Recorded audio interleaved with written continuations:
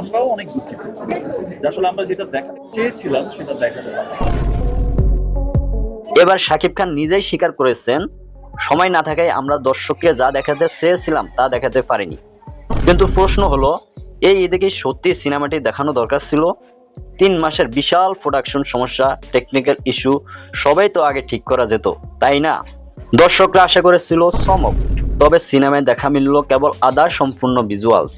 সাকিব নিজে বললেন, আমরা চাইলেই আরো ভালো করতে পারতাম, কিন্তু সময়ের অভাব। এবং এখন প্রশ্ন হলো, এ অভাব কি দর্শককে বিরক্ত করেছে, নাকি তারা কেবল আশা নিয়ে বসে আছে যে পরের বার সবকিছু ঠিক হবে? কিছু ভুল থাকলে কি ঈদের সিনেমা আনা উচিত ছিল? যদি সময় থাকতো তাহলে কি সত্যি প্রিন্স হতো পূর্ণাঙ্গ? এখানে টুইস্ট। সম্ভবত সাকিবের স্বীকারোক্তি আমাদের বলে দিচ্ছে যে পুরো গল্পটা আসলেই দর্শকের দেখাতে পারার সুযোগ হয়নি। আপনি কি মনে করেন, সাকিবের এই স্বীকারোক্তি মানে সিনেমা দেখতে বসা ঠিক ছিল, অথবা সময় না থাকলে ঈদে আসার দরকারই ছিল না? মন্তব্য জানাতে ভুলবেন না, এবং নতুন হলে আমাদের চ্যানেলটি এখনই সাবস্ক্রাইব করে ফেলুন এরকম নতুন নতুন আপডেট পেতে।